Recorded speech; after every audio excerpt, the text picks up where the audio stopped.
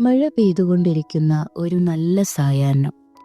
Office ജോലികൾ തീർത്ത് പതിവ് പോലെ വീട്ടിലേക്ക് മടങ്ങുകയാണ് ഹർഷൻ. അധികം തിരക്കില്ലാത്ത റോഡിലൂടെ എന്തൊക്കെയോ ചിന്തിച്ചുകൊണ്ട് ഹർഷൻ പതിയെ കാറോടിച്ചു പോകുന്നു. അമ്മ മാത്രമുള്ള ഹർഷന് ജീവിതത്തിൽ തനിച്ചാണെന്ന ചിന്തയാണ് എപ്പോഴും. എന്നും ഓഫീസിലെ മടുപ്പുള്ള ജോലി. ജീവിതത്തിൽ ഒരു പുതുമയോ സന്തോഷമോ എനിക്ക് ലഭിക്കുന്നില്ലല്ലോ, ഹർഷൻ ഓർത്തു. ഹർഷൻ ഇപ്പോൾ വയസ്സ് 35 അമ്മ എപ്പോഴും പറയും ഒരു വിവാഹത്തെക്കുറിച്ച്. പക്ഷേ മനസ്സിനിണങ്ങുന്ന ഒരാളെ കിട്ടണ്ടേ? ഹർഷൻ നെടുവീർപ്പിട്ടു. സ്ഥിരം പോകുന്ന വഴിയിലൂടെ ഹർഷൻ മടുപ്പോടെ കാറോടിച്ചു. ബസ് സ്റ്റോപ്പിൽ കുറേ ആളുകൾ കൂടി നിൽക്കുന്നത് അവന് ദൂരെ നിന്നേ കാണാമായിരുന്നു. പതിവ് കാഴ്ച. ഹർഷന്റെ കാർ ബസ് സ്റ്റോപ്പിനോടടുത്തു. പെട്ടെന്നൊരു മുഖത്ത് അവന്റെ കണ്ണുകൾ ഉടക്കി. നല്ല ഐശ്വര്യമുള്ള മുഖം, വിടർന്ന കണ്ണുകൾ, നീണ്ട മൂക്ക്, ചുവന്നു തുടുത്ത അധരങ്ങൾ, ഒതുങ്ങിയ ശരീരം.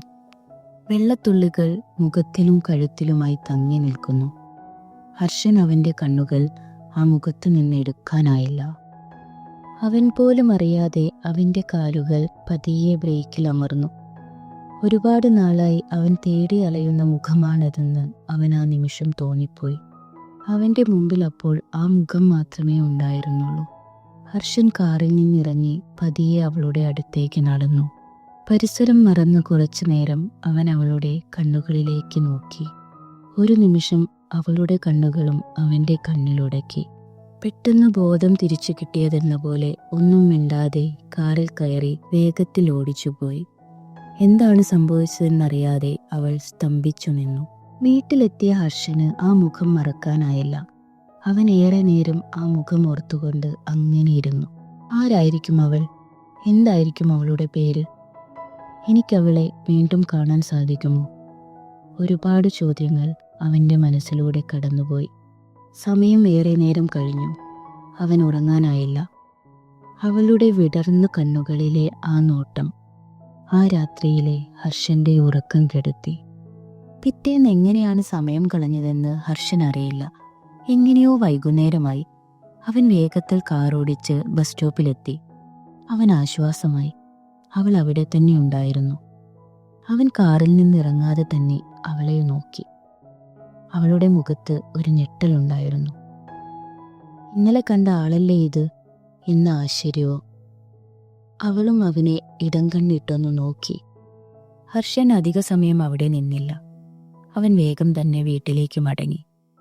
പിന്നീട് എല്ലാ ദിവസവും അവൻ അവളെ കാണുന്നത് പതിവാക്കി. അങ്ങനെ ഒരു ദിവസം എങ്ങനെയെങ്കിലും അവളോട് സംസാരിക്കണമെന്ന് ഹർഷൻ ഉറപ്പിച്ചു. പിറ്റേന്ന് സായാഹ്നം. നല്ല മഴ പെയ്യുന്നുണ്ടായിരുന്നു. പതിവ് പോലെ ബസ് സ്റ്റോപ്പിൽ അവൾ നിൽപ്പുണ്ടായിരുന്നു. ഹർഷൻ കാറിൽ നിന്നിറങ്ങി അവളുടെ അടുത്തേക്ക് നടന്നു. ഹൂഹ്, കറുത്ത സാരിയിൽ ഇവൾ എന്തു സുന്ദരിയായിരിക്കുന്നു, അവൻ ഓർത്തു. അവൾ പതിയെ മുഖം തിരിച്ച് ഹർഷനെ നോക്കി. അവൻ പറഞ്ഞു, പേടിക്കണ്ട, ഒന്ന് പരിചയപ്പെടാൻ വന്നതാണ്. എൻ്റെ പേര് ഹർഷൻ. എന്താണ് പേര്? അവൻ ചോദിച്ചു. മീര, അവൾ പതിയെ പറഞ്ഞു. ഞാൻ കുറച്ചു ദിവസമായി മീരയെ കാണുന്നു. സംസാരിക്കണമെന്ന് എന്നും കരുതും, ഹർഷൻ പറഞ്ഞു തുടങ്ങി. മീര ഇന്നും ഈ സമയം ഇവിടെ കാണുമോ? അവൻ ചോദിച്ചു. അവൾ ഒന്നും മിണ്ടിയില്ല. അവൾ പേടിച്ചു നിൽക്കുന്നത് പോലെ അവന് തോന്നി. അവൻ പറഞ്ഞു, ശരി മീര, നമുക്ക് നാളെ കാണാം. മറുപടിക്ക് കാത്തു നിൽക്കാതെ ഹർഷൻ ധൃതിയിൽ കാറിനടുത്തേക്ക് നടന്നു. പിറ്റേന്ന് പതിവ് പോലെ മീരയെ കാണാൻ ഹർഷൻ ബസ് സ്റ്റോപ്പിലെത്തി. മീരയുടെ മുഖത്തു നോക്കി ഹർഷൻ ചോദിച്ചു, എന്തേ ഇന്നും എന്നോട് മിണ്ടില്ലേ? പക്ഷേ മീര തല താഴ്ത്തി നിന്നു. ഞാനൊരു കാര്യം പറയട്ടെ, എനിക്കിപ്പോൾ തന്നെ കാണാതെ വയ്യെന്നായി. മീരയ്ക്കറിയുമോ, മീര അറിയാതെ ഞാൻ എത്രയോ തവണ മീരയെ കണ്ടിരിക്കുന്നു. മീര വളരെ സുന്ദരിയാണ്, ഹർഷൻ പറഞ്ഞു നിർത്തി. അത് കേട്ടപ്പോൾ അവൾ തലയുയർത്തി അവനെ ഒന്ന് നോക്കി. അവൻ പറഞ്ഞു, പക്ഷെ എനിക്ക് മീരയെപ്പറ്റി ഒന്നും അറിയില്ലല്ലോ. മീരയെപ്പറ്റി കൂടുതൽ അറിയണമെന്നും കുറച്ചു സമയം മീരയോടൊപ്പം ചിലവഴിക്കണമെന്നും എനിക്കുണ്ട്. ഹർഷൻ പറഞ്ഞ് അവസാനിപ്പിക്കുന്നതിനു മുൻപേ മീരയുടെ ബസ് വന്നിരുന്നു. മീര മറുപടി ഒന്നും തന്നെ പറയാതെ ബസ്സിൽ കയറി ഹർഷനെ തന്നെ നോക്കി നിന്നു. അവൻ നിസ്സഹായതയോടെ അവളെയും. പിറ്റേന്ന് ഹർഷൻ കാറോടിച്ചു പോകുമ്പോൾ അവൻ ചിന്തിച്ചു, ഇന്നും അവൾ എന്നോടൊന്നും സംസാരിക്കില്ലേ? അതോ അവൾക്ക് എന്നെ ഇഷ്ടമായില്ലേ? ഹർഷന്റെ മനസ്സ് വല്ലാതൊന്നു പിടഞ്ഞു. ബസ് സ്റ്റോപ്പിൽ മീരയെ കണ്ടപ്പോൾ ഹർഷൻ ആശ്വാസമായെങ്കിലും ഇന്നും അവളോട് സംസാരിക്കണമോ എന്നൊരു നിമിഷം ഹർഷൻ ഓർത്തു. പക്ഷേ പെട്ടെന്ന് അങ്ങനെ അവളെ വിട്ടുകളയാൻ ഹർഷൻ ഒരുക്കമായിരുന്നില്ല. അവൻ മീരയുടെ അടുത്തേക്ക് നടന്നു. അവൻ ചെറിയൊരു പേടിയോടുകൂടി അവളെ വിളിച്ചു, മീര. അവൾ മൂളി. ഹർഷൻ ചോദിച്ചു, മീരയ്ക്ക് എന്നോട് സംസാരിക്കാൻ താല്പര്യമില്ലേ? ഇന്നലെ മീരയോട് സംസാരിച്ചു പോയതിനു ശേഷം എന്റെ മനസ്സിന് വല്ലാത്തൊരു അസ്വസ്ഥതയായിരുന്നു. മീര ചോദിച്ചു, എന്തിന് ഹർഷൻ? ഞാൻ എത്രയോ തവണ മീരയോട് സംസാരിക്കാൻ ശ്രമിച്ചിട്ടും മീര ഒരു വാക്കുപോലും എന്നോട് സംസാരിക്കാൻ തയ്യാറായില്ലല്ലോ. ഇനി എന്നെ കാണുന്നത് പോലും മീരയ്ക്ക് ഇഷ്ടമല്ലേ? എന്നുപോലും ഞാൻ ചിന്തിച്ചു പോയി, ഹർഷൻ പറഞ്ഞു. അവൾ ഹർഷനെ നോക്കി ചെറുതായൊന്ന് പുഞ്ചിരിച്ചു.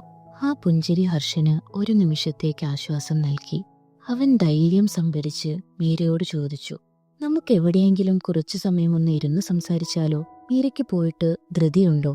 എന്തുകൊണ്ടോ മീര മനസ്സില്ലാ മനസ്സോടെ സമ്മതം മൂളി. ഹർഷൻ ചോദിച്ചു, മീര, ഒരു ചായ കുടിച്ചാലോ? ശരി, അവൾ പതിയെ പറഞ്ഞു.